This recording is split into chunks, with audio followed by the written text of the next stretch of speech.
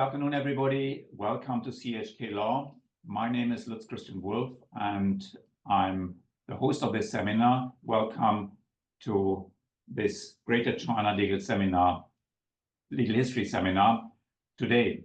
Before I introduce the speaker, as usually, hopefully there will be some time left at the end of this seminar for Q&A. So if you have any questions, please feel free to use the chat function, send them over so that I can read them out, your questions out to the speaker. Now, I do not really have to introduce our speaker. I attended a conference last year in Helsinki in Finland and was talking to a professor from Poland. And that professor, when she heard that I'm from CUHK Law, gave me a big smile and said, "I know your faculty. I always attend the Greater China Legal History seminars and other seminars given by Professor Stephen Gallagher." And of course, Professor Stephen Gallagher is our speaker today. He is internationally known for his great work. And I don't really have to introduce him to you because most of you will know him. Some brief words of introduction. Professor Gallagher is a professor in practice of law here at CUHK Law. He is also our Associate Dean for Academic and Student Affairs. He has taught a variety of topics, property law, equity and trusts, even here in England and also here in Hong Kong. Steve's research interests are in art, antiquities, cultural heritage, and the law, legal history, of course. Particularly the origins of the law of trusts at common law and the incorporation of Chinese customs as law here in Hong Kong. He has published widely, amongst others, his famous book about protecting built heritage in Hong Kong, which was published by Springer in 2021. Steve also does a lot of community services. Amongst others, he was an arbitrator in 2019 for the Court of Arbitration for Art at The Hague, and he gives on a regular basis pro bono advice a number of Hong Kong museums and artists on art and heritage related issues. And most importantly, probably, Steve is of course also one of the co-founders and co-organizers of the Greater China Legal History Seminar Series. I'll stop here. Over to you, Steve. Thank you very much, Lutz, and thank you for the very generous introduction. I'll try and load my slides up. I'm worried about how much time I will have at the end because I've got quite a few slides to get through today. So thank you very much for everyone for attending today. I need to just briefly at the beginning say thank you to a few people. Professor Carol Jones in the UK, because I'm using materials today that came from her archive, and she kindly gave me her archive of materials. She was in Hong Kong 20 years ago now, but now she's back in the UK. Professor Anne Scully Johnson, one of our former colleagues, who of course again has given me information and shared materials with me in the past. Current colleagues, Professor Alan Gibb, who shared something with me yesterday, one of the photographs I'm going to use later on. The Hong Kong Family Law Association, because I gave a very short version of this a few years ago, just dealing with a few aspects of what I'm talking about today as well. And I should also thank my colleague, Matthew Chung, because I attended he and his lovely wife Cherry's wedding last year, where I saw some Chinese customs associated with marriage firsthand. So it was very nice to actually see that happening. Anyway, today I'll be talking about customary marriages and concubinage in Hong Kong. This is a sort of quick rundown, a little introduction to why to talk about this subject.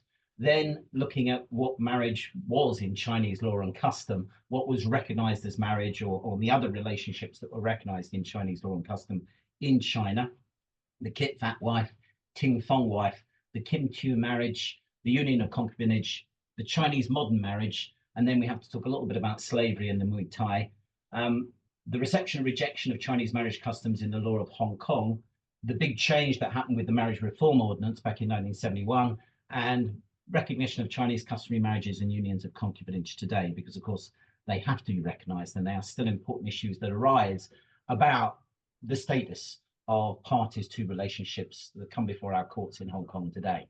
So as an introduction, 40 years ago, Donald J. Lewis wrote a very famous article about changes that happened in Hong Kong about 12 years before. He called it a requiem for Chinese customary law in Hong Kong, noting that legislation, a number of pieces of legislation had been passed in the early part of the 1970s in Hong Kong, which, as he said, told the demise of Chinese customary law as a living element in the common law of the colony. He said the institutions of customary marriage, concubinage, and customary divorce, and the customary rules regarding succession were summarily eliminated from Hong Kong's jurisprudence by this legislation, although charitable provision was made for the continuing validity of such as these institutions as existed prior to 7th of October 1971. He then concluded, as a result, the passage of the 1971 ordinances by the Legislative Council may be seen as a final and electable step in the process of eliminating the Chinese customary law from the Hong Kong legal system, predicting that in a few short years, Chinese customary law will cease to operate in the Hong Kong legal system. Well, yes, you can't enter into these relationships now in Hong Kong, but of course, we still are seeing cases which have to consider these particular issues, these relationships as well. We get many cases still every year where there are questions about relationships. And that's why I think it's still an important subject to consider, and still in a way is part of the living law of Hong Kong as well. So the main areas that were affected by the changes in 1971 were marriage, concubinage, and divorce, adoption and succession, and then some issues to do with land. Of course, importantly, in the early part, just after this, was the introduction of the small house policy. So we did have some changes, perhaps even a promotion of certain things that could be considered customary in our laws in Hong Kong as well. Today, I just want to focus on marriage and concubinage. And of course, the most important legislation for that, of course, was the Marriage Reform Ordinance, which came into effect on the 7th of October 1971. So let's look a little bit about marriage in Chinese law and custom. To do this, we have to think about what marriage was in China and what the law permitted. And then we have to think about what custom permitted as well. The law prohibited certain customs if they were openly practiced. So there were customary relationships which were not permitted by the law in China at the time. And the law I'm talking about, of course, is the Great Qing Code. And again, it's difficult at times to use Qing Code to actually say what was what was legal, what was not legal, because of course, as is often pointed out, it's a penal code. It was there to provide penalties if people did something that was considered to be wrong. So again, we get the punishments with the Great Bamboo punishments as well. But of course, although it is a penal code, it does contain reference to certain rites and rituals, and it laid down penalties for married couples, members of the household, and others interfering with marriage and parties to the marriage. And of course, because we can consider what was prohibited, what was punished, we can also consider what was permitted, what customs were recognized and upheld, or at the least what was tolerated.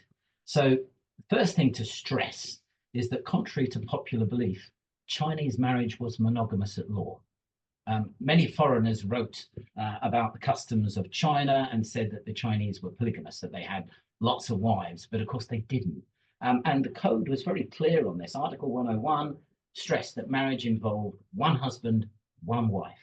And Article 103 provided that any man who married another wife while he had a wife would receive 90 strokes of the heavy bamboos. And that's that image I showed you earlier. It's a pretty unpleasant punishment. A man could only have one living wife at any time. The only exception to this were the very limited circumstances in the customs of the Kim Chiu marriage, a very limited exception in custom. We'll come on to what it is later, but literally this was a marriage that was undertaken by a man to promote the family line of his uncle in a very, very limited exception. But it really wasn't permitted under the Qing Code. We'll come on to later on how the Qing Code sort of recognized or whether it did permit this, but in the later versions of the Qing Code, this was not permitted. And again, probably we had a blind eye tolerance of it. It was just ignored if this was going on. But it definitely, the status of the woman in a Kim Chiu marriage was not that of a wife. Of course, a man could divorce his wife, she might die, and in either case, the man might remarry, and he could have concubines. But again, concubines were not wives. So the principle was that he would have one sire or principal wife. The husband could have other women in his household for sexual or other purposes, but they were all inferior to the principal wife in the social order. The preeminence of the wife, again, was reflected in the most severe punishments being outlined in the Great Qing Code for those who harmed a man's kit fat or principal wife. And again, we'll come on to the term kit fat a little bit later on. But, you know, the code stressed a sort of an order of respect, really, for the members of the man's household, which stressed again that there would be one principal wife, and then the other women in the household would have a sort of subsidiary relationship. They were not recognized as being a wife. Again, harm to others, for example, concubines, was punished less severely, again reflecting their inferior social status. An example would be Article 315, which laid down punishments for striking various members of the household. In certain circumstances, a man might be punished for striking his wife, but the punishment would be reduced if he had struck his concubine in the same circumstances, again stressing the respect for the principal wife. So there were 6 women permitted in a man's household under Chinese law and custom, apart from servants and his own immediate family. And those were really what might be considered Chinese customary marriage relationships. And that would be the principal wife, the Tsai, which I think should be extended to both the Kit Fat wife and the Tin Fong wife. And again, I'll come back to the difference between them very shortly. And then the Kim Chiu wife, she would never be the principal wife. She was really the secondary wife. And again, under the law, not recognized as a wife, and indeed in Hong Kong, not really recognized as a wife as well. Concubines, again, not a marriage in any way. And again, we've got to think about the developments that went on in China after the revolution, the wife in Chinese modern marriage or modern marriage, and then the status of slaves and the Muay Thai in particular, the little sister as well. They could be permitted in the household. So the Qing Code permitted a man to have as many concubines as he wanted and could afford. It did not prohibit. It also permitted slavery, although again, there were certain provisions which probably restricted certain of the practices. It might have affected the practice of Muay Thai, although that was relatively common. It did not permit the Kim Chiu marriage. The custom permitted this in very limited circumstances, and it seems to have been tolerated by Chinese society, and really because I think it was seen as a duty for the parties because of the importance of patrilineal descent. So this again was a second marriage that was undertaken to promote the line of an uncle. And I think this was really a duty more than anything else. Modern marriage, this is the development in China after the revolution. And again, we need to think a little bit about that because, as we'll say later on, Leonard Pegg pointed out in his famous book about family law in Hong Kong, that at times this seemed very much like a customary relationship, or could get mixed up with a customary relationship as well. So Chinese customary marriage then, the parties to a Chinese customary marriage are a husband and wife. The wife is sometimes called the principal wife or the Tsai. There are 3 forms of Chinese customary marriage, although of course for the Kim Chiu marriage, the equal wife was not really a wife. So first would be the Kit Fat wife, the principal wife. The Ting Fong wife would be taken when the Kit Fat wife died or when she was divorced. And she would be considered the second or secondary wife, but again, often in the code and others, just referred to as the Tsai, the principal wife, because there would only be one of either a Kit Fat or a Ting Fong wife at the time. The Kim Chiu marriage is the only truly polygamous relationship, which of course is the status of equal wife, which we'll come on to a little bit later on. So for the Kit Fat wife, this would really be the only wife who would be coming to her husband's household in the red sort of sedan chairs, the sort of all of the ceremony that we often think about to do with this, because the Kit Fat wife is the principal wife, the Tsai. In Qing China, marriage was a vehicle, of course, for the perpetuation of the patrilineal society, the husband's family line. It was an agreement between families. It was a family matter rather than a personal matter, and really celebrations would be according to the family's traditions, and usually, of course, they would be the husband's family traditions. Marriage was arranged by the parents or the heads of the 2 families. Often there was a go-between who would sort of negotiate on behalf of the marriage contract as well. And again, usually little consideration was given to the individual sentiments of the parties to the marriage. This was a family arrangement more than a personal relation arrangement. When the negotiations had been concluded between the families, the next essential step was the betrothal of the couple. And betrothal was a public acknowledgement by the two families that there was now this bond of affinity between them. It was a public acknowledgement, usually with a ritual exchange of presents, and often there was a written contract as well executed for the marriage. After the betrothal, neither family was permitted to withdraw, and the betrothed pair were required to proceed to marriage. It was really no way you could get out of it at that point. The customs and rights that are actually carried out, well, the CUHK Code merely refers to the negotiation and a written marriage contract. So if we look at the law, all that says that if the couple write out the marriage contract, the couple would be engaged and married according to the rights. The rights then would be, well, again, subject to the family rights, but really often these would be by reference to famous published texts. So, of course, the Tung Ching, the Guide to Etiquette, the Almanac, which still is published to this day, and still many families in Hong Kong have copies of the Almanac to guide them onto certain things that have to be done on certain days, according to the Chinese calendar, believed to have been originally written by the Yellow Emperor over maybe 5,000 years ago now. This is the guidance that was often used for the customs and rights to be used, including wedding days as well. Ideally, the marriage would be celebrated according to an elaborate series of ceremonies derived from other ancient texts as well, and we often hear reference to the 3 books and the 6 rites. So the 3 books, the Book of Rites, the Book of Etiquette and Ceremonial, and the Bai Hu Tong, these come from, of course, these main texts of Confucian teaching, and they were meant to give us the 6 rites which would then be performed for there to be a valid marriage. Remember again that the code itself only refers to the fact of the agreement, the contract, and then marriage being conducted according to rites. Rites would probably have then been derived from this. But the 6 rites that are usually accepted as being conducted for a marriage, a customary marriage at that time, would be initiating the proposal. So this would be again part of those original negotiations that were going on with a go-between as well between the families, asking the name of the girl. The name of the girl, of course, was important for auspicious means. Then there would be a divination between the shrine and the groom's ancestral temple, and depending on the results of that, if it was positive, then there would be the presenting of the betrothal gift. Then there would be an asking for the wedding date, and again an auspicious date would be chosen, and then the bride would be welcomed into the groom's house. She would leave her household and she would join her husband's household, and that, of course, later referred to as passing the door, was a very important part of the acknowledgement that the marriage had taken place. The leaving of the family, lots of sort of traditions associated with this that we get reported in various sources. As she left the family home, the door would often be closed loudly. This was to signify her leaving the family and joining a new family. She'd enter the red curtain bridal sedan chair and be carried to her husband's family home, hidden from view, of course.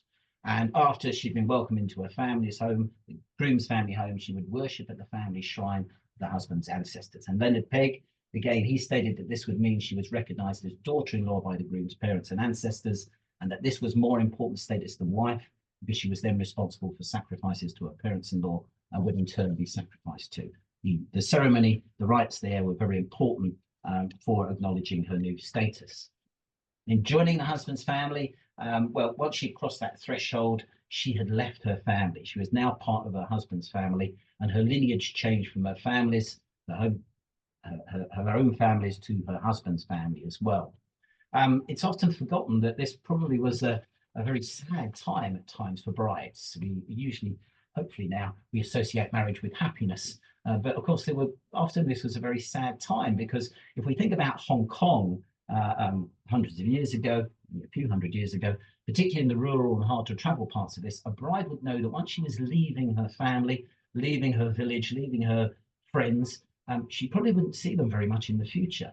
So they weren't always happy occasions. And of course, we have got a tradition as part of the cultural heritage of Hong Kong of these rural bridal laments as well, which are about the sadness of leaving your family. And again, we should also remember that marriage was usually a duty for the husband as well. He might not be that happy about what's going on, but he had to perform his duty. So the Kit Fat wife then, the principal wife, she would be married according to these 6 rights. She would be the only wife of the husband until the death of either of them or their divorce. If she died or the couple divorced, the husband could marry again, but the new wife would be the Tin Fong wife. She would still, I think, be recognized under the code as the principal wife, but usually the term Tin Fong wife is used because she becomes the second wife. So the Tin Fong wife, the second wife, she is the wife who fills the place left vacant by the Kit Fat or principal wife, usually because of the Kit Fat wife's death.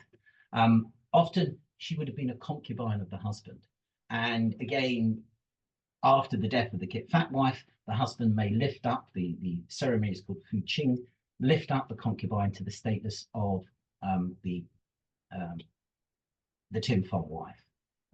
It couldn't be done during the Kit Fat wife's lifetime, as the code expressly provided punishments for a man who makes his concubine a wife while his wife is living. And again, there were important consequences for the woman as well, if he took a second wife or tried to raise his concubine up to be a wife while his principal wife was still alive. So it just could not happen. The Fu Qing ceremony, these were the raising up of a concubine to become the second wife. The ceremonies here, they didn't have to be all of those associated with the Kit Fat marriage. So you probably wouldn't get all of the ceremonies associated with the red sedan chair and everything else, because of course, this was a woman who was already part of the husband's household. She wasn't part of his family as such, but she was part of the household. So she didn't have to be welcomed into the household. The Tin Fong wife was not referred to in the Great Qing Code, and we've had cases in Hong Kong where, again, when there's been arguments about status, it's been pointed out that we don't get direct reference to the Tin Fong wife, the second wife in the Great Qing Code. But I think it's probably because she replaces the Kit Fat wife. She is the only wife. So in the code, they would only be referring to the principal wife, the only wife, because there could only be one wife. It's a bit like the Highlander. Therefore, there was no need to reference her as a separate category, as there was with the concubines. The Tin Fong could not coexist with the Kit Fat wife. And again, we've got Hong Kong later authorities from our judges to stress this fact that this could not happen. The Kim Chu marriage was the only polygamous marriage. This gave the woman, at times it's been referred to later on mainly now in our common law courts, as the status of the equal wife. Although under the Qing Code, I don't think she would ever have been recognized as a wife. In fact, I think the relationship was actually prohibited. So it's the only truly polygamous marriage recognized under Chinese custom, although real problems with Chinese law. There are references to it being recognized in the Great Qing Code as promulgated in 1775. But this, again, the emphasis being there that this was a very special status, that everyone in the clan had to agree to this, because of course, if you have a second wife, whereby the offspring of this second wife are going to inherit the property of one of the brothers, one of the uncles, well, then that affects the inheritance of 2 estates of the clan, and it's a very important property issue as well. But later Qing codes, there's no mention of Kim Chu in the later Qing codes. And again, all we get is stressing in, say, Article 103, that there could only be one husband and one wife. So the Kim Chu marriage would be prohibited under the code and punishable by the heavy bamboo. And of course, importantly for the woman, dissolution. She wouldn't be recognized as a marriage. She would often be returned to her family at this point by the prohibitions and the requirements, the penal code in the Qing Code requirements. It was a very special arrangement. 2 households in the same family. The circumstances when it might occur, well, a man would have no son. His brother would have only one son. If his brother had more than one son, then he should be adopting that son. So it's a very limited circumstances. A man had no son, his brother had only one son. With the permission, or sometimes it's been said at the instruction of the elders of the family, he might adopt his brother's only son as his heir. This son would then take a second wife arranged by him by his adoptive father, and then the man would raise 2 families, 2 patrilineal lines, one for his natural father and one for his adoptive father or uncle, for the purpose of ancestor veneration. So this was purely, again, for promoting that patrilineal descent line as well. The adoptive father or uncle would leave his estate to his adoptive son to fund this new line. but very, very limited circumstances. Again, not that many cases being reported. It was known, but not many cases being reported of this as well. Again, although often we see, particularly in our common law reports of this, the wife being referred to here, or the woman being referred to here as an equal wife, there were a number of disputes about the legal status of a Kim-Chu wife in front of the Board of Punishment under the Qing Code, because of course it was a penal code. In most of these disputes, the woman was never identified as a wife, definitely not as a principal wife. She would usually be accorded the status of a concubine. And again, I think that's something that we sort of missed in the common law interpretation. The identification of the Kim-Chu as a concubine was important for both the husband and for the woman as well, because of course it avoided any punishment that should have been given to them under the Qing Code for actually having, from the man having more than one wife. So I think it was tolerated as a custom. Within the law, there was a sort of blind eye sort of toleration. And the way to do this was to actually say that this woman was not a wife, she was a concubine. And that was the way around any punishment for the parties to the relationship. That brings us neatly on to concubinage. And the concubinage was a union never recognized as a marriage in Chinese law, never considered to be a marriage. The code specified that the marriage involved one husband and one wife. The status of concubine was noted in the Great Qing Code. Many mentions of concubines and concubinage, again to do with protecting a man's concubine, considered to be his property, and people who took advantage perhaps of the man's concubine would face punishment as well. Punishments for the concubine if she disobeyed the man or disobeyed the man's family, and of course, again, if the man harmed the concubine, there were actually punishments for the man in harming the concubine as well. She had a legal status within the household, and again, this is reflected in the punishments of the Qing Code for harm to her. She was inferior to the wife, and this was again reflected in a number of ways. For example, the mourning rites that a concubine had to perform were of less duration than a wife, and a husband would mourn for lesser period for a concubine than for a wife. Similarly, the penalties for injuring or killing concubines were less than for injuring or killing wives, and penalties for concubines who struck their husbands or committed other offences were greater than for wives as well. So again, reflecting the whole situation. Acquiring a concubine, well, again, it was very much a negotiated transaction. Generally, concubines were purchased after marriage. No great ceremony in her joining the husband's household. This was someone who was purchased to join the household. The concubine was not accepted as a member of the husband's family. She joined the household, but not the family, and she could not join in the worship of the husband's ancestors. And again, these are the generalizations that come from the law and custom as it's been reported. There are sort of reports of individual circumstances where concubines were treated in different ways, but the law was quite clear that she had to have this sort of inferior status from the principal wife. The concubine would not be worshipped after a death by the family, except by her sons as well, as reflected her inferior status. A concubine could become a wife, though, and we mentioned before this ceremony of Fu Qing, but only, of course, if the kit fat or principal wife had died or the marriage was dissolved. If this happened, the husband could lift up the concubine to the status of wife by the customary ceremonies. She would, of course, then become the Tim Fong, or the second wife, the one who fills the place left vacant by the wife.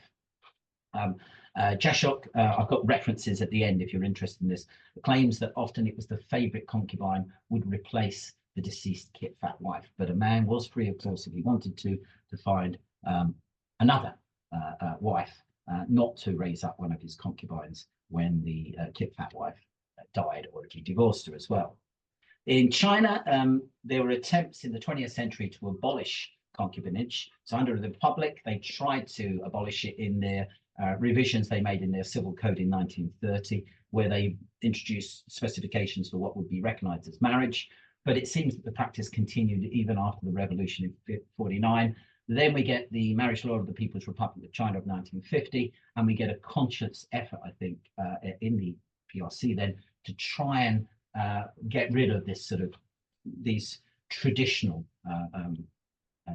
arrangements and relationships as well. So we get effectively the abolition of the practice of concubinage after 1950. What does happen in the 20th century in China is the development of what's called Chinese modern marriage or modern marriage. And that's important because of its prevalence in Hong Kong pre to 1971 as well. So what happened there was we get a new form of marriage being accepted after the 1911 revolution. Major change in the marriage customs. Adoptions of much more simple ceremonies, a move away for those sort of traditional rites as well. Modern marriage, Chinese modern marriage, was marriage in accordance with the requirements of Articles 980 to 988 of the Chinese Civil Code of the Republic of China in 1930. Now, as Leonard Pegg noted in his book, he considered it, and I think it needs to be considered here, because at times it shares some characteristics of Chinese customary marriages, Chinese customary relationships, but of course it's not a customary marriage at all. It was a marriage that was meant to be effected under the laws of the Republic. The interesting thing, of course, was the fact that many people in Hong Kong then adopted this same sort of practice, which was not recognized in the law of Hong Kong. It was a break with the past. All the customs really were abandoned, or most of them. Of course, if you wanted to, you could, of course, carry on with the customs, but they weren't necessary for the marriage to be recognized as a marriage. Again, the reversal as well of the whole idea of who negotiated the marriage, who agreed the marriage. The traditional idea for customary marriages, of course, have been that the families were really getting into an agreement. But of course, here, modern marriage, it was an agreement between the parties. And again, that's really why it was called modern marriage. It was the idea that things had changed and that the parties themselves needed to agree to the marriage. The Chinese Civil Code actually provided that, although there was no need for a prior contract of betrothal, that any prior contract of betrothal must be between the parties themselves. So it actually provided that if there was a contract made by the families, well, then the parties might use the fact that the contract of betrothal had been made by the families as a way of saying that the marriage should be declared to be void afterwards. So again, change in emphasis there. We need to briefly consider slavery and the practice of Muay Thai as well, because again, slavery was an accepted practice in China, and again, it was recognized in the Qing Code. So we see that Article 79 provides penalties for all those who sell people as slaves when they do not own them or have permission. So of course, that means that people could own them and they could sell slaves as well. 275 provides penalties for those who kidnapped and sold people as slaves as well. And there are a number of articles which provided punishments for slaves who are masters or members of the master's family or curse the head of the household. Also, Article 79 provided penalties for those who sold children as slaves if they do not have the permission of the parents to do so. So, of course, that means, again, that parents could sell their children as well. And, of course, we had that practice of selling, in particular, young girls. The practice of selling young girls as little sisters in Muay Thai was common in China, I think particularly in southern China as well. Lots of coverage of this as well, of the cases that occurred in Macau, in the Portuguese colony of Macau as well. Article 102 provided punishments for fathers who hired out their daughters by the day or a fixed term. Outright sale of daughters occurred and was permitted. Male children, of course, were always more favoured, and a daughter in many ways was considered to be another mouth to feed, and if sold, the money could provide for the rest of the family. If she was sold to a wealthy family, there was often said to be the chance of a better life for her. And again, often it was said that the buyers would promise to find the girl a husband when she was older as well. So they were purchased for many reasons. There's a lot of reports of Taoist nuns buying young girls to adopt and carry out their names and professions, and again, some forms of ancestral veneration as well. Often sold into households where they were expected to do menial work, but generally treated better than slaves. Some were purchased as presents for daughters of wealthy households to be a sort of a friend and a personal servant, and they were sort of auspicious dates and ages of daughters who would be given a Muay Thai as a companion as well. They might at times become almost members of the family and be quite well treated. And again, there are lots of reports, of course, Muay Thai being later on married to heads of the households, obviously very much older men at times as well, and becoming sort of in charge of the households as well. But again, the practice is one that I think today we'd be very concerned about, particularly, of course, because of the sexual exploitation. There are, many reported cases of this, of the issues that went on with these young girls, CUHK recorded a case of one young girl who was raped by the son of the household. And when the boy's mother discovered this, she sold the girl to a brothel. So again, this was a practice that today, of course, I think we consider hopefully unacceptable. So we need to think now a little bit about that was a sort of the relationships that were recognized in Chinese law and custom. What about the reception of these into the law of Hong Kong? I'm not going to go into much detail about how Chinese custom came into the law of Hong Kong. We've had a number of seminars in the past which have considered all the ways that custom came into Hong Kong. Many of us, I think many of you hopefully are familiar with, Captain Elliott's proclamation and his promise to sort of respect Chinese law and custom back in 1841, all of these different things that went on there, the subsequent legislation in Hong Kong, which promised recognition at times of Chinese law and custom as well in the law of Hong Kong. I'll mention a couple of bits as we go through, but generally, Chinese law and custom was accepted in a number of ways into the law of Hong Kong. It was accepted and then usually it was restricted. We've got a sort of practice of restricting it. So the law of Hong Kong had recognized a dual system of marriage from the early days of Hong Kong. One system was based on Chinese law and custom, and the other was Western, of course, mainly from a Christian doctrine. Chinese law and custom was recognized in a number of different ways by the common law courts and in particular statutes. And of course, that was for a number of different purposes, not just, of course, for the recognition of marriage, but usually it was to do with things like succession and inheritance and other things as well. There were two, I think, notable trends in reception and rejection of Chinese customary relationships into and from the law of Hong Kong. The first was, I think, a willingness of judges to try and recognize the legitimacy of customary relationships and interpret them as analogous to Western marriage more than the law of China would have done in order to protect the female party and any offspring of the relationship.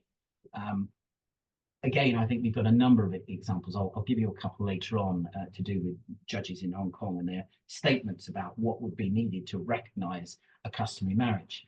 And second, of course, was a rejection of slavery and its manifestation as Muay Thai. Now, that didn't happen early on. It took a while for slavery to actually be rejected in the law of Hong Kong. So I'll mention that a little bit later. So the relaxation of the requirements of ritual and custom in Hong Kong. The inclusion of Chinese custom in Hong Kong was generally, to begin with, I think, a means to appease locals and promote the ease of governance. And again, a number of people have spoken about this. For a number of aspects of family life, the courts would administer Chinese custom if it was claimed in preference to English common law. And that suited the generally accepted interpretation of the Elliott Proclamation and Section 3 of the Supreme Court Ordinance of 1844, which again promised the recognition of certain parts of Chinese law and custom.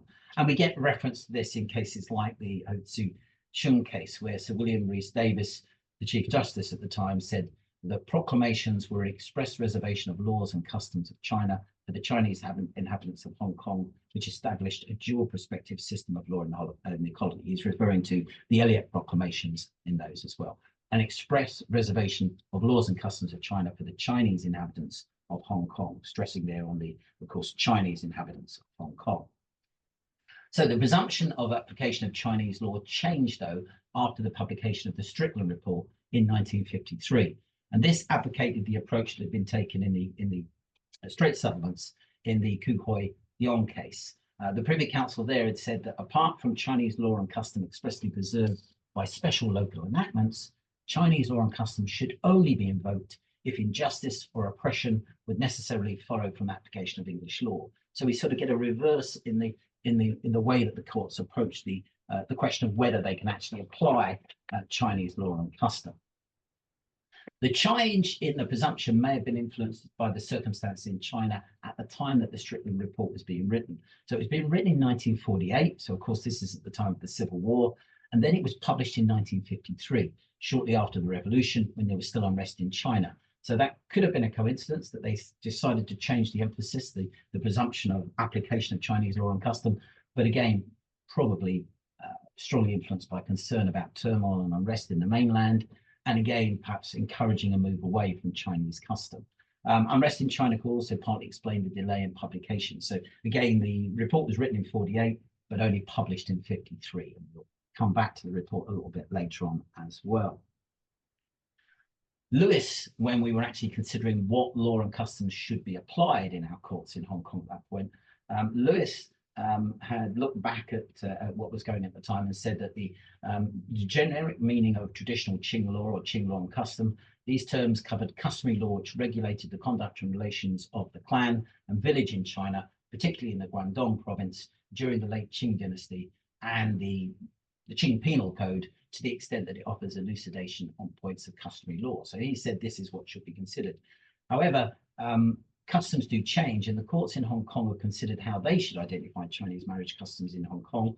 And pre-1971, the courts were already adopting, I think, a different view. Generally, it was concluded that the law to be considered in cases involving Chinese law and custom was Chinese law and custom accepted into the law of Hong Kong in 1843, but then modified by new legislation, judicial interpretation and pronouncement, and custom in Hong Kong. So it was very much as the custom had been adopted in Hong Kong after 1843 that had to be considered. And we get this being noted in cases like the Ri Hong Wong Choi Ho case, where Mr. Justice Briggs noted that when considering custom applicable to inheritance, succession and family relationships, he said, I think that the correct law to apply is the Qing law and custom as it existed in 1843, with such modifications in custom and in the interpretation of the law as have taken place in Hong Kong since that period. The Hong Kong legislature reserved Chinese law and custom to Hong Kong in 1843, and I don't see how any changes in the law made in another country, whether by legislation or interpretation of the code, can affect Hong Kong. The law is continuously interpreted in the light of the existing circumstances. Any such gloss on Qing law, which has occurred in Hong Kong since 1843, must be accepted and followed. Similarly, custom becomes modified throughout the years, and due regard must be paid to any such change that has occurred in custom in Hong Kong.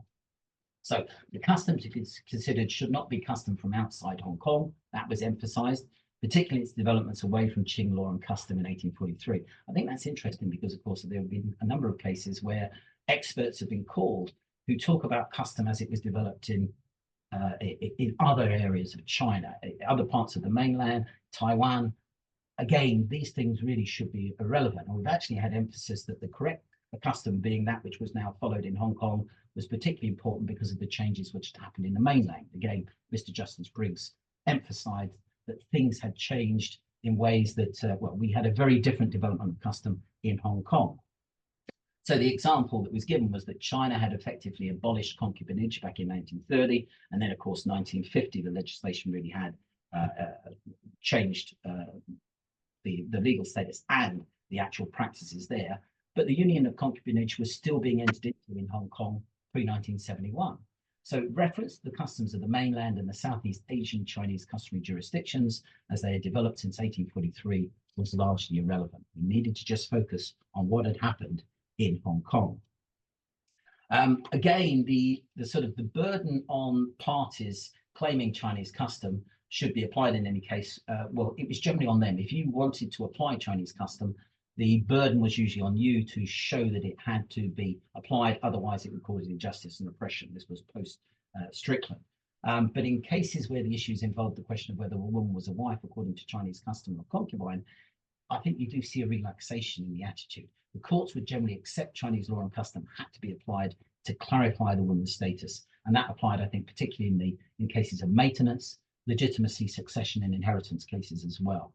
So I think judges were quite flexible there. And the evidence, well, in considering ritual and customs performed, although the courts would take expert evidence on these requirements, they were quite relaxed on the requirements of all the aspects of traditional rituals. Again, at the end, I'll note this, you know, when people write about Chinese customary marriage and the marriage practices in Hong Kong and elsewhere in China, there's a lot of emphasis on the rites, on the clothes that were being worn, on the colors and everything else. The judges weren't that worried about these things. And I think, again, that was because they were focusing in on protecting the rights of often the women and children involved in these relationships. So the requirements of the courts for rituals and customs for each customary relationship will consider them.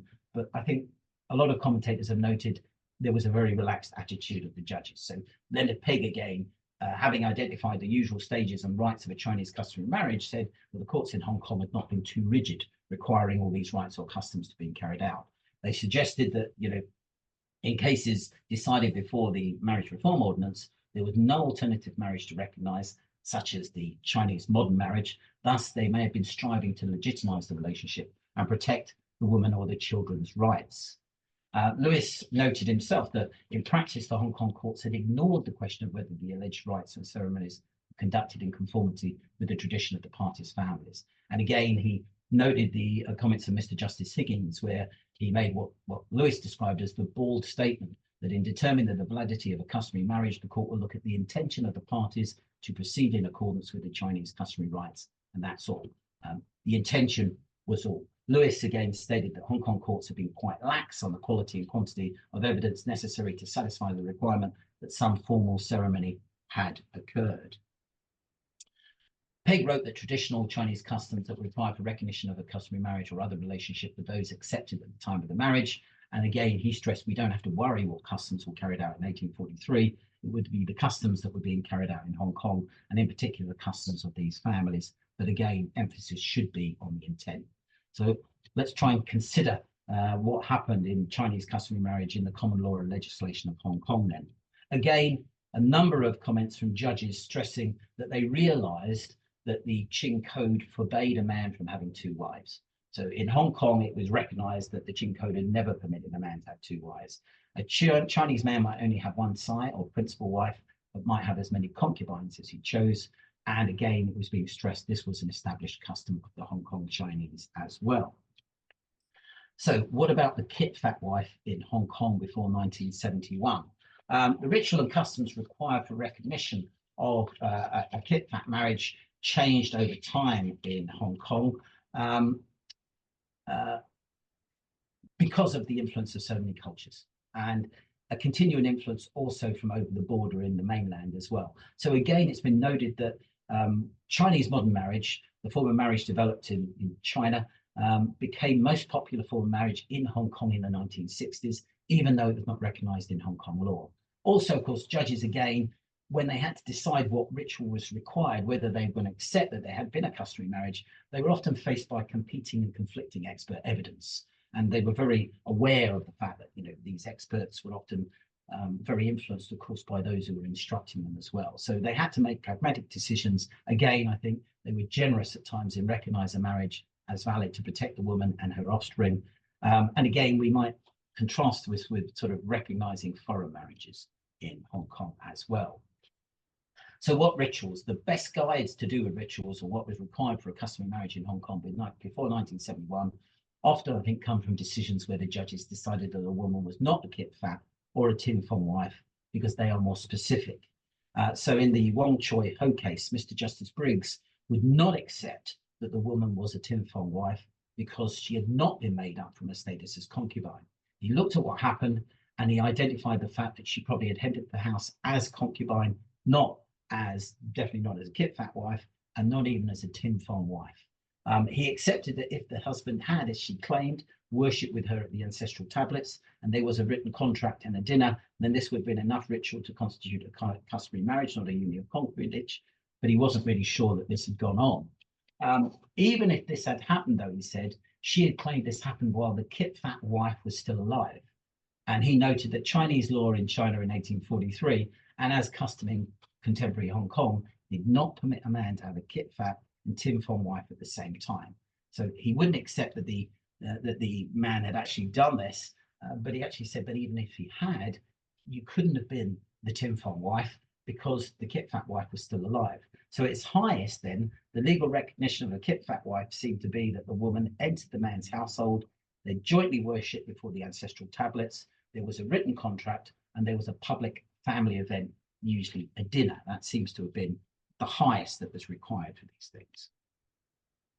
When we look at the Tin Fong wife in Hong Kong as well before 1971, well, again, the ceremonies involved would be similar to those for the kit fat wife, unless she was already a concubine.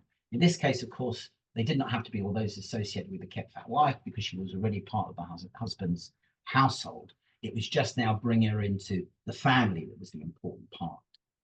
Again, Mr. Justice Briggs noted the first issue of fact to be decided is whether the first defendant is the Tin Fong wife of Wong Choi Ho or only his concubine. It's clear from the evidence that she entered the household during the lifetime of the kit fat wife. The evidence called on her behalf was that she and Wong Choi-ho worshipped the ancestral tablets together. There was a written contract and a dinner. She and a younger brother gave evidence that she entered the household of Wong Choi-ho as his Tim Fong wife. This was denied by the plaintiff, who maintained that she served tea to the Kit Fat wife, a clear indication that she came as a concubine. Again, that sort of ceremony of serving tea is something we'll come back to as well. They carried on. At the time that the first defendant entered the household, the Kit Fat wife of Wong Choi-ho was a very sick woman. Indeed, she was dying. She had already been moved out of her bedroom into the Teng as was customary. Mr. Lam agreed with the proposition that the Tim Fong wife takes the place of or fills the room of the Kit Fat wife. But he suggested that as the room of the Kit Fat wife was empty, she being in the Teng, the husband could fill it with a Tim Fong wife, and that therefore the ceremonies referred to by the first defendant constituted a valid marriage. Mr. Justice Briggs said, "This is very ingenious, but I do not think it is founded on authority. If it were the case, a wife has only to leave her room and the husband can take another wife, provided he performed the proper ceremonies. It is directly contrary to the code, and indeed the very phrase Tim Fong shows that there cannot be a Kit Fat and a Tim Fong wife at the same time." So again, we get emphasis on that idea that there's only one Kit Fat or Tim Fong wife at a time. So various rituals, ceremonies, and customs could be recognized as evidence in the taking of the Tim Fong wife: worshipping with the husband for the ancestral tablets, a written contract, a celebratory dinner, very similar to the Kit Fat wife in that way. But these traditional requirements, of course, could be relaxed for the Fu Qing or making up of a concubine to a Tim Fong wife. Mr. Justice Briggs again emphasized the most important requirement, one that couldn't be dispensed with, was the husband's announcement that he had taken a Tim Fong wife to the family. This was particularly the case if the Tim Fong wife was the concubine, because there would be a changed familial and social status, and of course there would be legal consequences for this. So it's very important that there was this family recognition that he would announce the family. The Kim Chiu wife in Hong Kong, the Kim Chiu, relationship in Hong Kong, it was accepted, and a number of judges commented about this, but usually Obiter, that the Kim Chiu relationship could be recognized for a number of purposes. But I think that's mainly, as I said, Obiter comments about this. And mainly, I think, because the courts recognized and protected the concubine, and they couldn't accord less recognition to a woman has been taken in a Kim Chiu marriage, even if not according her the status of wife. They had to at least accord her the same status as a concubine. Peg notes that the Kim Chiu wife would usually be classified with the status of a concubine. He noted that that was the case under the code, and that under the code as it was the custom as it was interpreted probably for the purposes of the penal code, and that would include, of course, for the purposes of succession as well. And again, that seems very similar to Chinese custom, and again how Kim Chiu wives, if you like, were considered under the code. The recognition again of the union of concubinage in Hong Kong, well, it was a very well recognized status in Hong Kong before 1971. China had effectively abolished it back in 1950, but again, this has been accepted as part of the customs introduced in Hong Kong in 1843, and of course developed in the common law of Hong Kong. Hong Kong's legislation and common law decisions recognized it was a legal relationship under Chinese law with definite and enforceable rights. And so we see things like the Supreme Court decision mentioned earlier, that it was a matter of common knowledge that concubinage was expressly recognized by Chinese law. The rights and customs to do with becoming a concubine or taking a concubine, well, there was traditionally no customary rights or formalities, because of course it was usually just a contract for sale and purchase. In Hong Kong, often in cases involving disputes over property, inheritance and succession, expert advice, evidence had often been submitted to the courts to establish whether a woman was a wife, concubine or mistress. And again, we get conflicting and contrasting evidence of the requirements. I think we get sort of clarification in the Ong Ying Ho case. Expert evidence here that there were two essentials for the taking of a concubine: an intention on the part of the man to take the woman as a concubine, and holding out publicly the woman as the man's concubine. It was also further noted that, certain rituals and customs might be complied with, for example, worshipping at the ancestral tablets of the family and serving tea to the principal wife. And again, that's often referred to, serving tea to the principal wife, the wife then accepting that the woman would join the household as concubine. Although it was acknowledged in this consideration that it was usual for her to be accepted by the family as a concubine, it was also accepted that this was not essential for the union to be made. It was more important that it be sort of publicly recognised. Subsequent cases place more emphasis, though, on the reverse. So we get later cases, for example, Mr. Justice Higgins in 1967, saying that the woman was a concubine not only because she had been treated as such by the man for some time, but also because she had passed his door and had been accepted as concubine by the principal wife. No formal ceremony was necessary there. Again, as we said, there have been relaxation of the requirements. Many judges were prepared to accept that less ritual or custom would have to be established to formalize the relationship. And again, it was really, I think, to safeguard women, because otherwise the concubine was in effect just a slave. And of course, at the time in Hong Kong, slavery was not meant to be practiced, so there were problems. There were other customary requirements. Usually there would have been a written contract of the union, but these were not usually required in Hong Kong courts, although they could be taken note of. It was awkward because, of course, if there was a written contract of the union, it was almost a contract for sale and purchase. Well, again, this is slavery. So it was very difficult for the courts. They couldn't require a contract for sale and purchase for a concubine because it would be in effect acknowledging that slavery was still going on in Hong Kong. Mr. Justice Briggs, I think, again, in the extreme, tells us the sort of the lowest form that needs to be accepted for a concubine. He said a concubine had to serve tea to the kit-fat wife and during the household to be recognised. She had to pass the door and be accepted as being a concubine. Although it was recognised that a concubine was inferior to the sire or the principal wife, Leonard Pegg noted that the concubines did have marital rights in contrast to a mistress who had no marital rights. These included the right to be maintained during the husband's lifetime and to maintenance from the husband's estate. So again, there was important status and rights to be gained on being a concubine as well. There were also consequent rights for the children of the union to be maintained and to receive from the estate as well. The concubine, although bought and sold initially, again, it was stressed, was not a traditional slave. And again, it was noted in earlier decisions in Hong Kong that the SIP under Chinese law and custom is a member of her husband's family and enters into a union with him, which is intended to be and usually is of permanent nature. Again, I think they're using the word family there for more for household ideas. It's been clearly established that the union of concubinage is not a marriage, and consequently the SIP does not acquire the status of a wife or a sire. Further, an unmarried man could take a concubine, and if he then wished to marry, he could. Again, this did happen. The concubine status was not that of a wife. A man could take a concubine and then later marry if he wanted. As the concubine was not a wife, if the kit-fat wife died, even though the husband had a concubine or concubines, he did not have to make up one of these women to be the Tim Fong wife. He could find a new principal wife from outside of the household if he wanted to as well. Again, common law recognition of the status of the concubine and the rights of the concubine. In the Li Hong Chang case, there was a dispute over properties between a man and his concubine. He had signed the properties over to her and was trying to claim them back. At the time, the acting Chief Justice Williams, he noted any presumption, he was talking here of the presumption of advancement, any presumption in favour of a wife or a child would apply in the present circumstances. The defendant as concubine, for the plaintiff has admitted his moral obligation to support her. So again, he was according her a similar status to a wife, even though, of course, under Qing law, she wouldn't have been accorded the status. And Greenfield again noted back in 1958 that the courts considered Chinese concubines in Hong Kong. They considered them as other wives, at least for the purposes of legitimacy and succession on the death of the husband. One big issue was about the recognition of modern marriage in Hong Kong before 1971. So this new form of marriage, it's referred to in the Marriage Reform Ordinance as modern marriage. It had become popular in Hong Kong before and after World War II.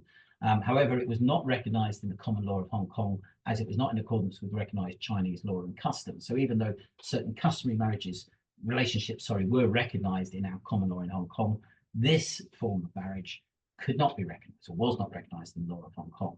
And that meant there were problems for the parties to the marriage and, of course, the children of these unions, in particular, of course, for the children with regard to inheritance and succession rights as well. So because of this, the white papers that were written to consider reforming the law back in 1960 and 1967 noted that such marriages that have been celebrated since 1930 outnumbered all other formally celebrated marriages in Hong Kong. And because it was so popular and not recognised under the law of Hong Kong, it was identified as a particular problem and a potential source of future problems as well. The prevalence of modern marriage in Hong Kong was really, I think, one of the main driving factors in the reform of the marriage laws. Need to just briefly talk about slavery and Muay Thai. As we said, slavery, Muay Thai, these practices were recognized under the Qing Code, recognized in China.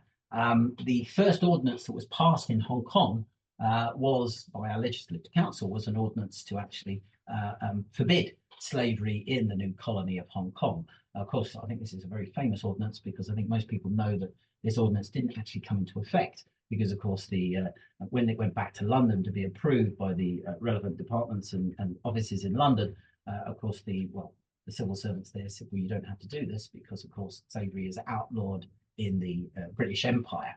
And, of course, that's why slavery continued in Hong Kong afterwards and was at times given more even than blind eye tolerance. So even these Chinese customs that many in the colony felt were barbaric and should not be carried on, they carried on. And particularly the practice of Muay Thai, the little sister, these young girls who were sold as sort of domestic servants and whatever else as well. Again, there were attempts to eradicate the practice, to stamp it out really in the 19th century. Famously, the Bowland Cook was formed in 1878. One of its purposes was meant to do this. And of course, our most controversial governor, John Pope Hennessy, of course, he led a campaign to actually try and abolish the practice as well. But of course, he was eventually driven out of Hong Kong, one of our most unpopular governors.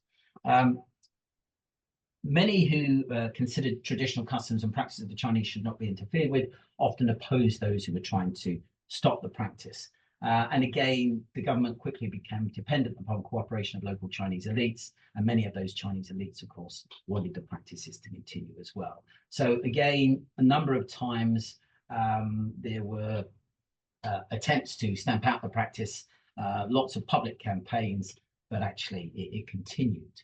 Again, I won't go through all the details. The slides can be shared afterwards if anyone is interested in these. We do get an attempt in the 1920s, famously, to try and deal with this, but again, very limited effect. And it's often concluded that it wasn't until 1929 with the enactment of the Female Domestic Service Ordinance and the requirement to register Muay Thai and the stopping of any further registrations after May 1930 that actually the practice is sort of eradicated from Hong Kong. The Strickland Report, 1953, I've already mentioned it. This is the report which was actually into customary practices in Hong Kong. In particular, emphasized the issues with Chinese customary marriage and concubinage, emphasizing the violation of women's rights. It recommended the restriction of marriage to monogamous unions. It recommended the abolition of Chinese customary marriage and the union of concubinage as well. It also noted the prevalence of these Chinese modern marriages and the fact that they weren't recognized in the law of Hong Kong at the time. And again, that we needed to do something to protect the parties in these particular relationships as well. Again, problems. The report was actually written in 1948. It was only published in 1953. Again, at the time, there were public calls for this to be moved into legislation, but there were traditional voices, in particular members of the Chinese community in Hong Kong, many influential voices who actually ensured that the proposals, the calls for reform, were rejected by the Executive Council in 1956. So we get no legislative reform until in the end, the Foreign and Colonial Office in London puts pressure on the Hong Kong government. And this is because they emphasize the government of Hong Kong and the government of the United Kingdom's commitments to the United Nations in the Convention on Consent to Marriage, Minimum Age for Marriage and Registration of Marriages Convention of 1962. They said, we need to do something. So again, more pressure is placed on the government of Hong Kong after this as well. Oops. After the, lost my photograph. Should have had a photograph, sorry. After the 1966 and 1967 riots, the government had to deal with a lot of social unrest in Hong Kong, and they brought in a series of legislative reforms to emphasize the idea that they were modernizing Hong Kong. And these included attempts to deal with sexual discrimination and removal of some Chinese customary law. Although they expressly excluded the new territories were always expressly excluded, and of course still is today, possibly as a reward for the indigenous in their assistance during those difficult times with the riots back in the 1966 and 67. Eventually, 30 years after the Strickland Report, we get the Marriage Reform Ordinance, which changes the recognition of Chinese marriage customs in Hong Kong forever. So the ordinance itself, it came into effect on the 7th of October 1971, and as I said before, it marked this watershed date for Hong Kong's marriage laws. We go away from the dual system, well, at least of being able to enter into these relationships. One system, it was said, was peculiar Chinese, the other was Western or Christian. The Chinese system consisted of customary marriages, unions of concubinage, and modern marriages. The Marriage Reform Ordinance was intended to remove uncertainty regarding the status of marriage and intended to remove those aspects of Chinese customary relationships seen as discriminatory against women and infringing women's human rights. So the reforms were intended to make future marriages in Hong Kong monogamous. So Section 4 provides marriages entered into in Hong Kong on or after the appointed day shall imply the voluntary union for life of one man with one woman to the exclusion of all others and may be contracted only in accordance with the marriage ordinance. So again, very much in the hide and hide sort of tradition. The marriage ordinance provides the procedure and formalities necessary for a marriage in Hong Kong today, and these mean that Chinese customary marriages and modern marriages are not valid if they were entered into in Hong Kong after the 7th of October 1971. The Marriage Reform Ordinance prohibited the creation of 5 forms of Chinese customary relationship from the appointed date, but it did acknowledge that these relationships could be recognised if they were entered into before the 7th of October 1971. They would either be recognised as being valid and registrable or just valid for the purposes of the status and rights of the parties and the status of rights of children born from these relationships. So the relationships that actually were recognised were the Chinese customary marriage relationships of the Kit Fat wife, the Tim Fong wife, as we mentioned before, and the status of the Kim Chiu marriage. Also, of course, the Chinese modern marriage, sometimes referred to as modern marriage, and the union of concubinage. So the ordinance validated Chinese customary marriages with the Kit Fat or the Ting Fong wives and Chinese modern marriages entered in before this date. It also provided that they could be registered. For the other relationships, the Kim Chiu marriage and the unions of concubinage, it just recognized those. They could not be registered. So it recognized those for the status and rights of the parties and their children, but didn't permit their registration. Why? Because it was intended to restrict marriage to monogamous relationships. And of course, the Kim Chiu marriage was the only truly polygamous marriage, and the union of concubinage was seen as akin to polygamous marriage as well. To be a valid Chinese customary marriage under the Marriage Reform Ordinance, the marriage must have been celebrated before the appointed day in Hong Kong in accordance with the traditional Chinese customs accepted at the time of the marriage as appropriate for the celebration of marriage, either in the part of Hong Kong where the marriage took place or in the place recognized by the family of such party, so either part of the marriage as their family place of origin. Such a marriage is a valid marriage. So again, it emphasizes that you, for this part, that it would be the customs accepted at the time. In Section 2, it specifies that Chinese law and custom here means such of the laws and customs of China as would immediately prior to the 5th of April 1843 have been applicable to Chinese inhabitants of Hong Kong. So that seems to stress that it's only for Chinese inhabitants of Hong Kong, and that if there had been customary marriages between those who were not Chinese, well, there may have been problems. Modern marriages, it considers the status of modern marriage, as I said, the problem that had arisen in Hong Kong was that the Chinese modern marriages seemed to be more prevalent than other forms of marriage in Hong Kong in the 1950s and 1960s. So, of course, that raised issues to do with the status of the parties and the issue of those marriages as well. The ordinance provides a definition for a modern marriage, and that these will be recognised as valid if they comply with these requirements and they may be registered.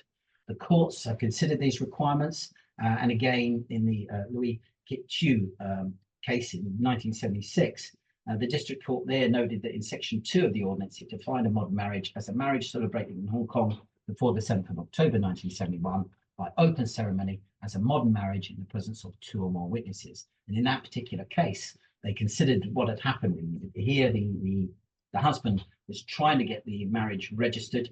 The wife didn't want to get the marriage registered, but he could, under the ordinance, get the marriage registered alone.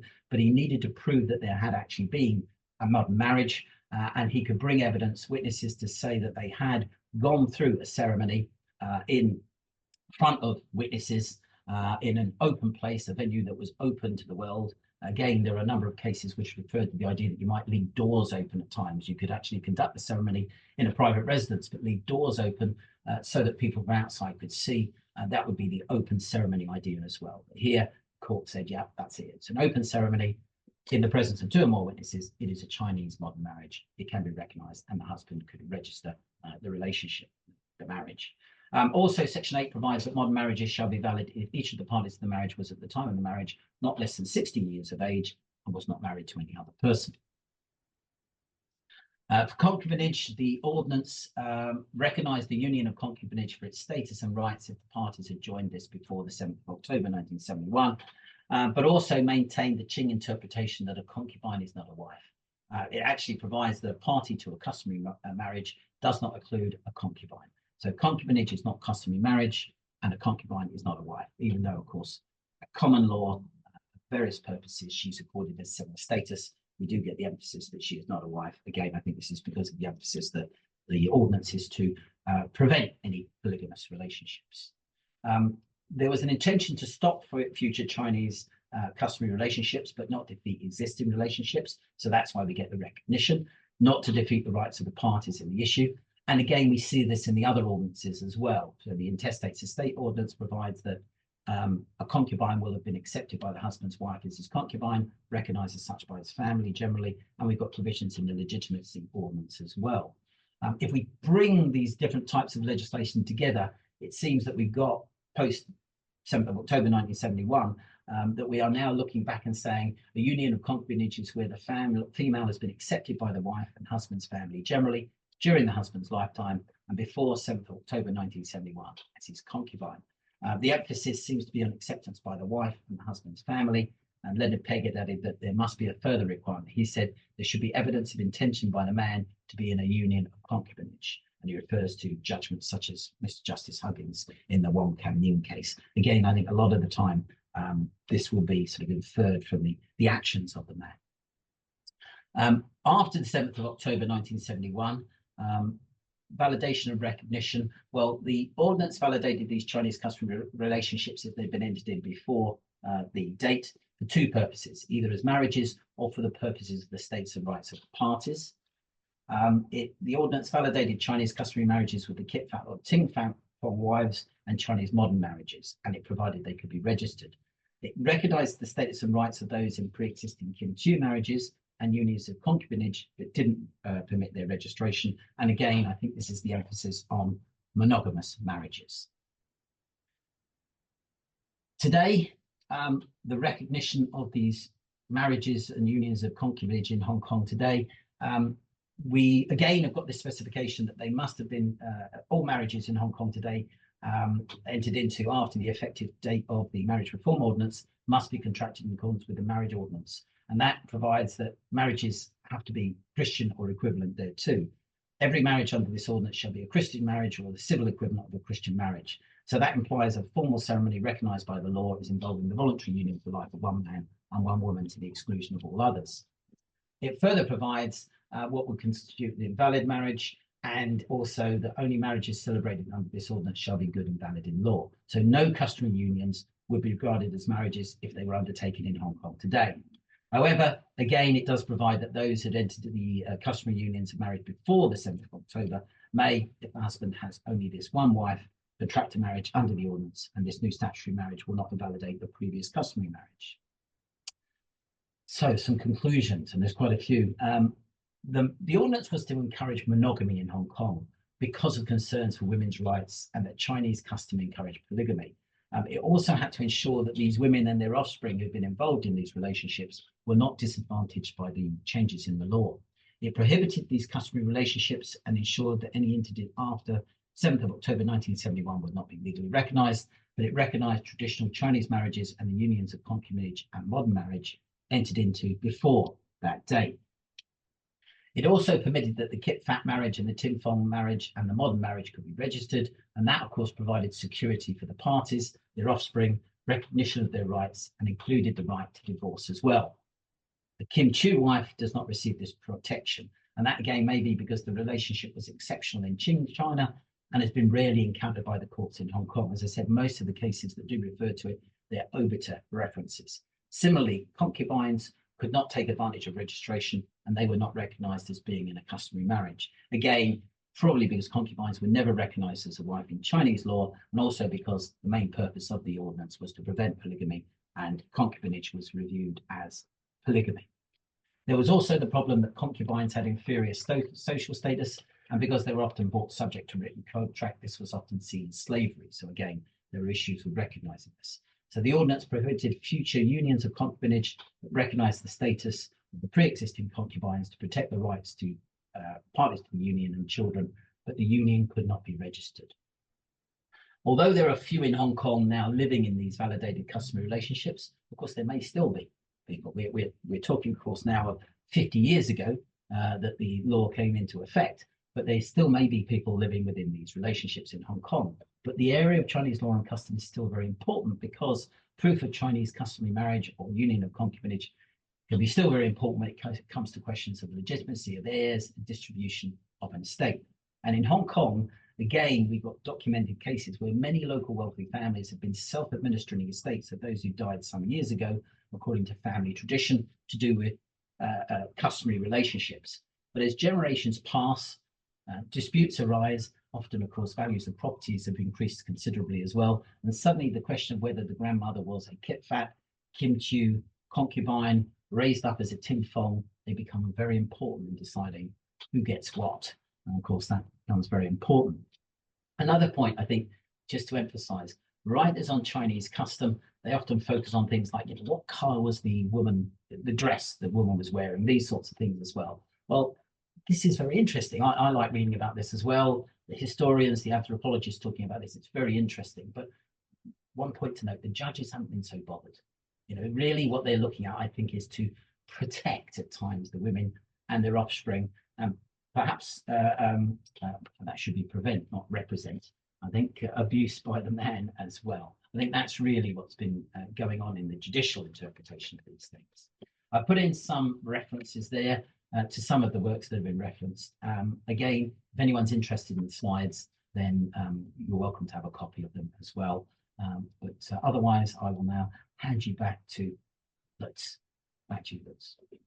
Great, Steve. Thank you very, very much for this comprehensive coverage of marriage law and concubinage in Hong Kong, actually also in China. I mean, you have talked a lot about situation in mainland China as well.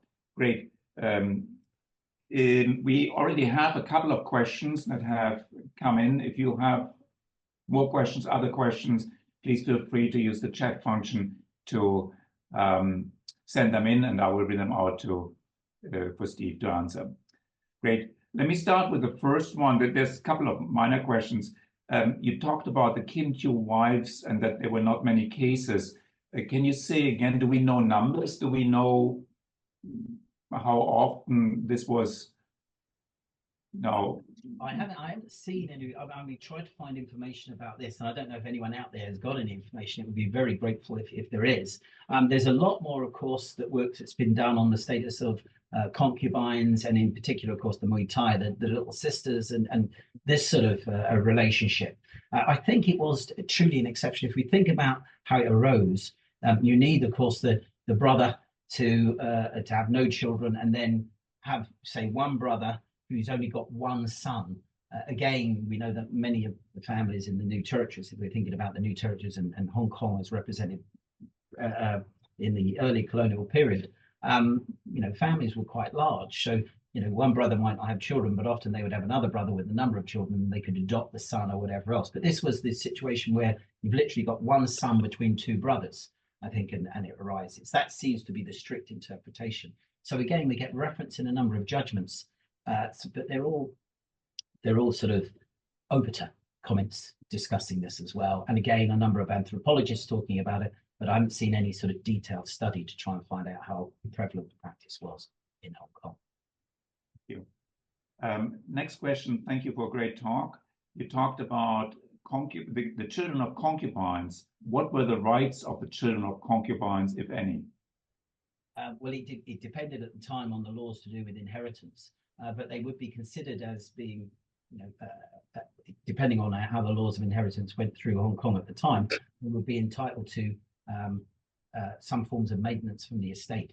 So that's why it became very important to consider this. In under the Qing Code, there was, I think there's reference to providing for the children of concubines as well. Again, I think they would have had an inferior status, whereas of course in Hong Kong, I think when it became recognized that natural children should be provided for, I think that gave them the chance to actually apply for some sort of support under the law at the time.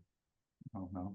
Now more and more questions are pouring in, which is great because it shows that you really have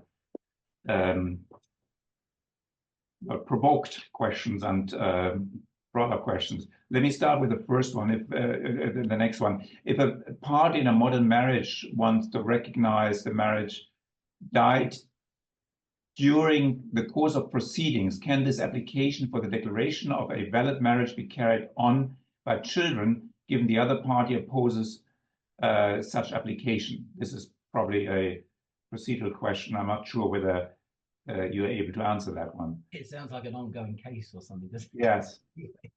I wouldn't. I mean, the case that I mentioned to you was, of course, a case of a gentleman who wanted to register the Chinese modern marriage, and his partner did not want to, or she didn't want to take part in the proceedings, and he could. You know, that was it. I'm not sure if you could actually get a registration of a marriage when the parties to the marriage have died. I think that would be an issue. So if it's purely to accord the status, I'm not sure that you could then go and get a registration. But yeah, as you say, it's maybe a little bit too specific to discuss here. Yeah, sure. Are you aware of any case considering the dissolution of a relationship of concubinage? Perhaps parties whose relationships sought would want to settle their affairs, but without a formal process seems to be difficult. I've been looking a little bit into sort of divorce and dissolution, because again, this is really interesting, is how the common law in Hong Kong recognized the idea of dissolving these relationships. Under the Qing Code, of course, you know, a concubine, well, literally they were akin, they weren't slaves, but you know, the idea was they were often purchased, and I think that they could be sort of, the relationship could be dissolved, they could be sold off or whatever else. And there are various in the Qing Code, there are penalties to do with wives and concubines as well, where they could be set aside for certain things as well. They could be returned to their families or just ejected from the household. So those things are there. I think in Hong Kong, when I've been trying to look at this, again, there is some specific legislation which deals with, incorporates the consideration of customary relationships as well. And it seems that relationships could be brought to an end for certain things.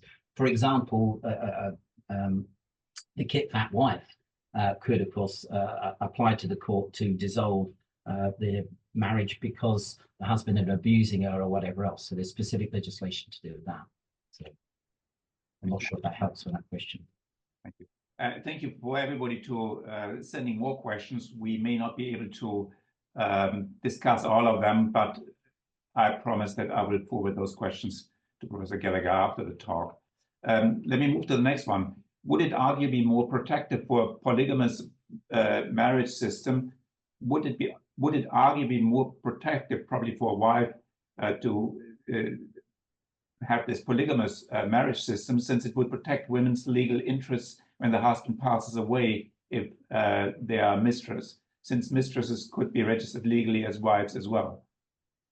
I mean, these were, I think, some of the arguments that came forward in the 1960s about the, and I lost the photograph there, which Professor Alan Gibb had shared with me yesterday, which is a lovely photograph of a very prominent Hong Kong businessman in 1968 returning to Hong Kong at the airport and being greeted by, as it's described, his two wives at the time. And everyone's got happy, smiling faces, which is, you know, of course, at the time, women's groups, others were saying, this is a violation of women's rights, and this is why we need to bring this to an end.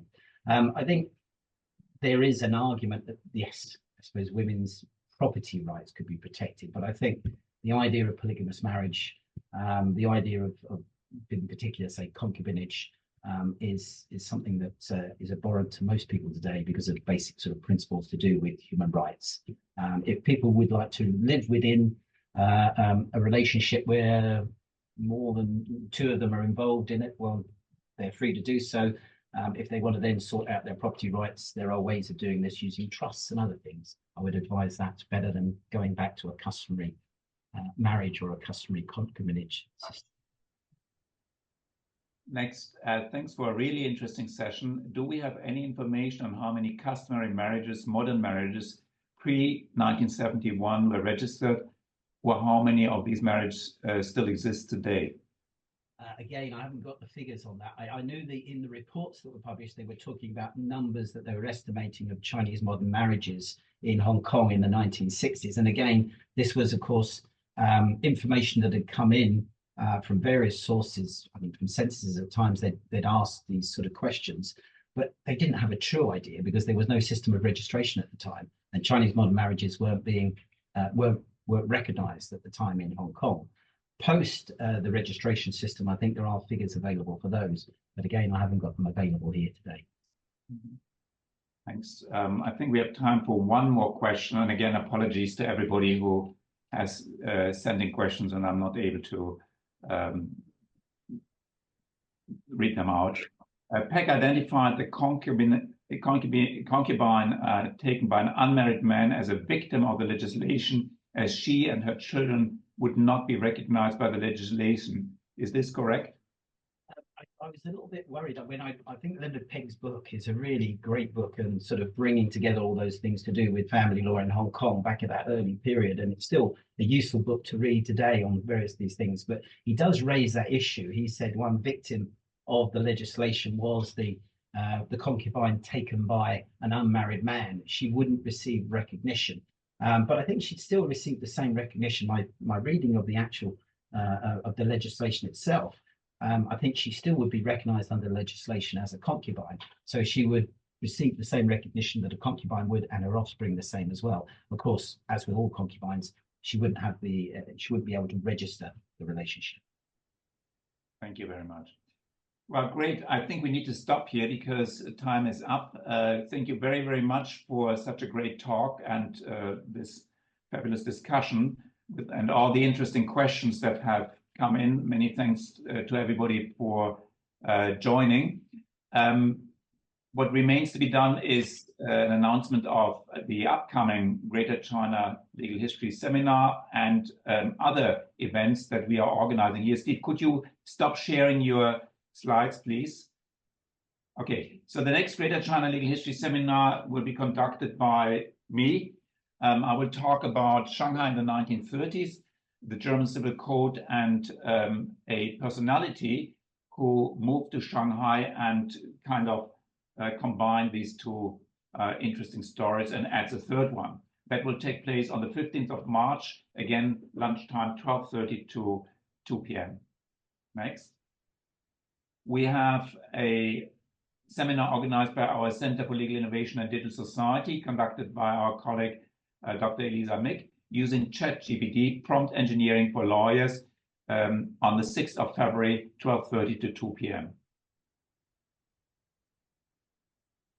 Our property law seminar series will host a talk on digital wills, what might tomorrow's will look like, conducted by Dr. Richard Hedlund. He, I think, has spoken for us before, and this seminar will be held on the 7th of February from 5 p.m. to 6 p.m.